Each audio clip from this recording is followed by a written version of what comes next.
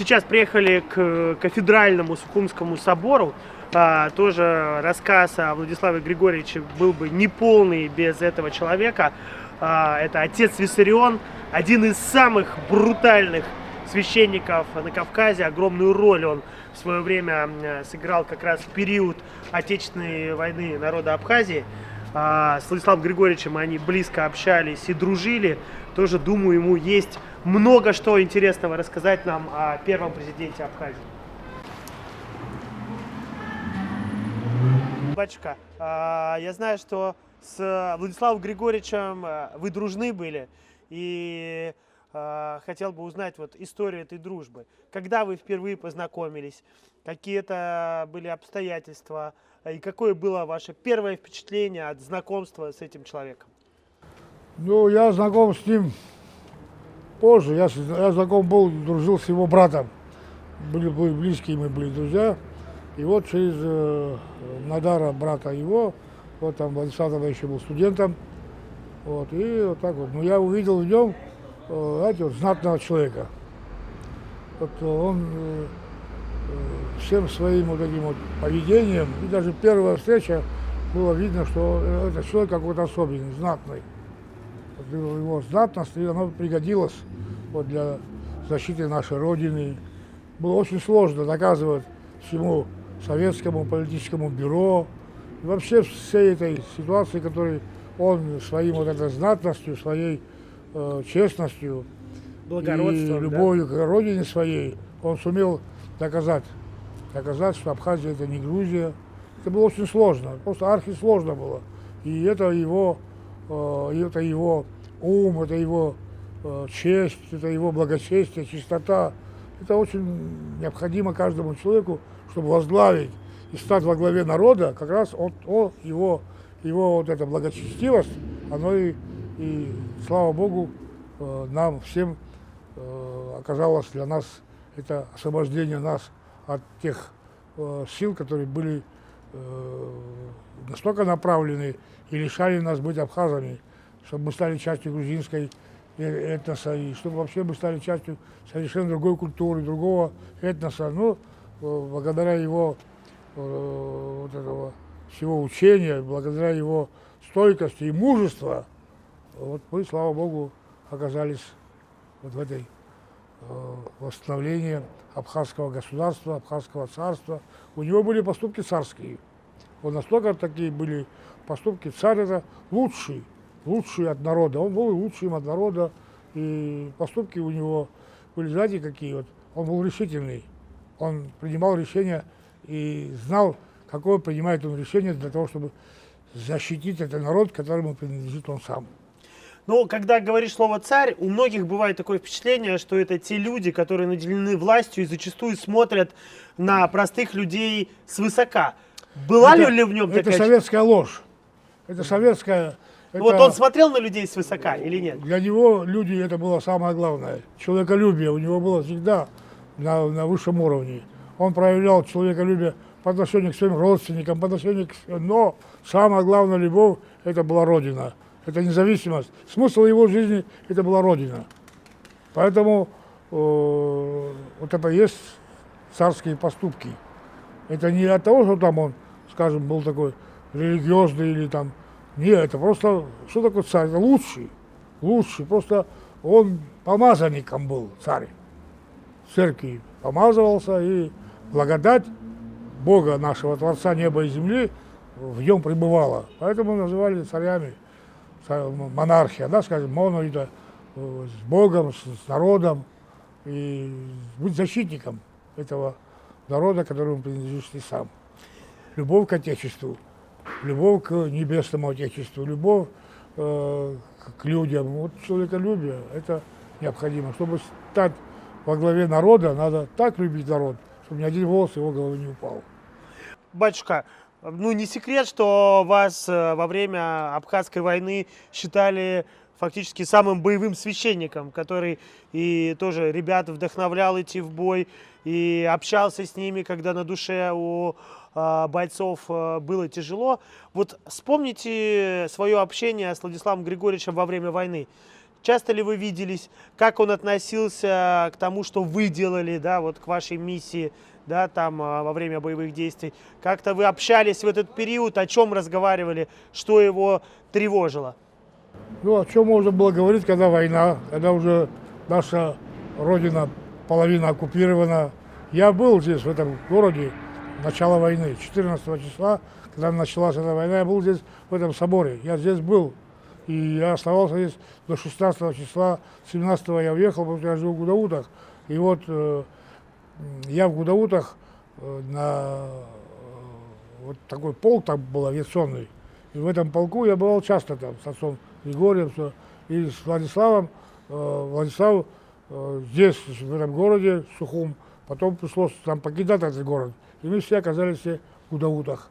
И вот, значит, 17-18 августа я с Владиславом Григорьевичем встречался. Вот здесь в собор попасть не могу я, а впереди служба Преображенская. Как быть? И вот мы приняли решение звонить в Тбилиси. Я позвонил в Тбилиси, и мне ответили, пускай Ардзембай Шеварнадзе решают. Я священник, звоню тебе патриарху. Почему? Вот так вот с Владиславом мы, всегда у нас была одна задача, он верховнокомандующий нашей армии, он защитник, а я духовно защищал, как я мог, я благословлял на защиту, не на агрессию там чужой территории, не на агрессию чужого-то дома, защищать свой дом, сильным быть, с оружием, и защищать свой дом и имение. Вот моя задача была, я эту задачу выполнял по благословению отца Петра Лыхнинского Самсонова, по благословению святейшего патриарха Алексея. Все это связано с защитой, с сильным, с оружием, защитником дома, имения. И это все совместно с Владиславом. Владислав это настолько такой был человек, вот я почему и говорю, что он знатный был. Он знал все необходимое для человека. И знал на высочайшем уровне. Высочайшее его превосходительство именно связано было с его умением, с его умом и с его любовью к родине своей. Смысл его всей жизни – это родина. А как он к церкви относился? Вот, как он, ходил ли он на службы, или он не был так глубоко... На всех службах, на пасхальной службе, на знаменитостный день, вот есть в соборе, в Новом Афоне, он ни одну службу не пропускал. Хотя он был не крещенным, но он был, как бы готовился к этому крещению. Так, слава Богу, мы молимся за то, чтобы он оказался в Царстве Небесном, но он своими подвигами и своим благочестием и чистотой может удостоиться Царства Небесного. То есть он, несмотря на то, что был не крещеный, но на церковные... Дела его были настолько благочестивые, настолько добрые, Бог его определит в своих недрах, потому что он защитник, а защитники всегда остаются у Бога как самые-самые такие верные люди. Вы сам человек с юмором, я знаю, можете и подколоть, когда надо, и пошутить. Сказать. Да, пошутить. И Владислав Григорьевич, он же человек тоже был жизнерадостный, жизнелюбивый, веселый. Он строгий, справедливый. Он строгий, справедливый. Он, когда по ситуации. Как можно радоваться, когда ситуация очень сложная. Поэтому я помню, как в Даутах он обратился к народу. Вот расскажите, как это выглядело. Вы Там присутствовали народ, тогда? И это буквально вот на второй день войны. И он обращается к народу. Как вы считаете, дорогие мои соотечественники, вот город Сухум оккупированный, вот на нас напали, там бомбы падают в этом городе Сухум. Что нам делать? Сдаваться или защищаться? Весь народ воскликнул. Защищаться будем до смерти, будем защищать родину свою. Но он сумел так сказать, и ответ получил от народа. Народная поддержка, да, правильная поддержка, это все он умел. Вот это есть его ум, его знатность, он на самом деле был такой настоящий вождь нашего народа. А он умел вдохновлять людей? Ну, конечно, умел. Он никогда не падал, не унывал. Уныние для него отсутствовало. Он всегда мог сильным, он настоящий главнокомандующий, верховный. Он, как это так, командир может унывать? Никогда он не показывал, наоборот, всегда был честно стоял и мужественно. Вот знаете, вот, мужественно стоял и мужественно и делал все свои дела. Как он относился и как он переживал, когда приходили сообщения о потерях? Потому что Абхазия страна маленькая. Очень правильный вопрос. Да. он не только он рыдал, но не показывал. Не показывал. Как бы рыдал без слез, ну, получается. понимаете, я же это видел, потому что я тоже видел, как убитых привозили. Бывало даже иногда вместе мы это были, стояли, видели этих убитых. Я видел в его лице. Ну, я не могу сказать, что было у меня на лице, но я видел его на его лице вот такое сострадание, вот как родные. Вот как когда вот мы теряем родных своих, какое сострадание может быть? Вот такое сострадание у него было на лице. Ну, то есть каждая потеря это как будто личная была. Да? Не то, что личное, это его родное было. Все это родное его, все это было неотъемлемой частью его.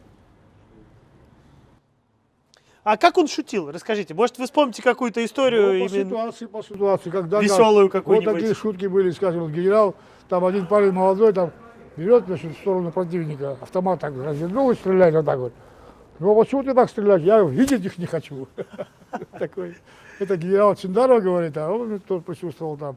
Это был, умел сочетать, где можно было вставить юмор, а где можно сказать строго, но справедливо.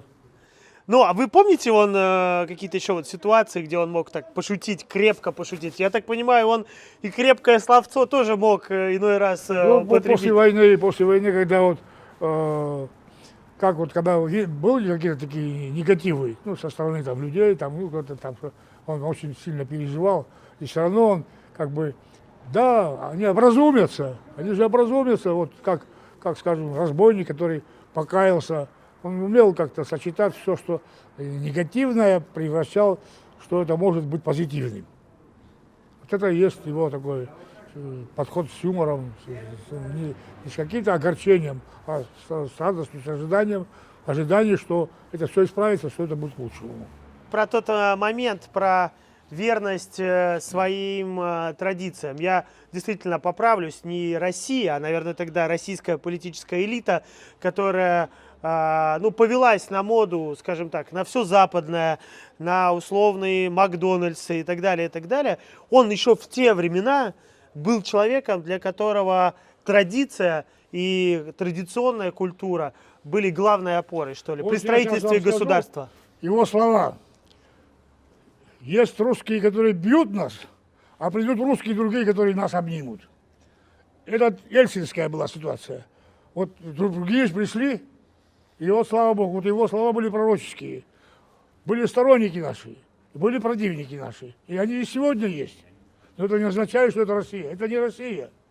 Россия, она всегда была сильной защитницей всех во всем мире. Андрей Первозванный отсюда пошел в Киевскую Русь. Мы вместе. Мы не можем быть врозь. Но кому-то очень нужно, чтобы нас разобщить. А кому-то нужно. Кто сделал революцию в 1905 году? Русские, что ли, сделали? Это враги России. Кто сделал в 17 году революцию, убийство царя? Русские? Нет. Но русских с русскими стравливали, и сегодня это продолжается на Украине. Это не русские, это не славяне, это люди, которые ненавидят славян. Они хотят, чтобы славяне друг друга уничтожали. Потому что была слава такая славянская на Балканах, на Кавказе, везде. И вдруг, значит, там люди, которые не хотели этого допустить, чтобы мировое управление было в руках у славян. Поэтому начали разделять болгар, сербов. Поэтому надо всегда быть... Не, я к тому, что он как бы был в этом смысле таким антиглобалистом с самого начала. То есть Никогда он был... он ни одного плохого слова, хотя я лично сам на границе порой со слезами уходил от того, что там действительно были такие ситуации. Но это была не Россия, это было окружение Ельцина и окружение тех, кто слушал Шеварднадзе. Поэтому здесь... Он же тоже тогда мог в некотором смысле, ну, повестись на поводу у Запада. Приезжали же из Запада все эти послы, предлагали, наверное, какие-то антироссийские решения. Здесь были силы, и другие были, и натовские силы. Никогда в жизни он себе не позволял, чтобы что-то такое. Я также себе не позволял, хотя приходили здесь, кто только не приходил. И ЮНЕСКО, и все такое. Нет, у нас все нормально. А они говорят, откуда? От Москвы. От Москвы, защитник всех тех сил, это Москва, это Россия, это, вот, как Александр Невский сказал, не в силе Бога, а в правде, правда за Россией. Всегда она была защитником, и она будет. Вот, смотрите, какие полководцы, Дмитрий Донской, Федор Ушаков. Это люди-защитники, и они святые. И вот эта религиозная святость их была соединена с небом, а небо всегда защищает правду. Я последний вопрос задам, крайний. Вот. Можно в этом смысле тогда сказать, что Владислав Григорьевич по духу был не только абхазом, но и русским по духу тоже был? Вот знаете, что он был? Он был не только русским и абхазом, он был настолько разумным, мудрым, такого всемирного характера, вселенского характера. Его назвать там русским или абхазцем, это слабо, неправильно. Он вселенского такого масштаба был человек.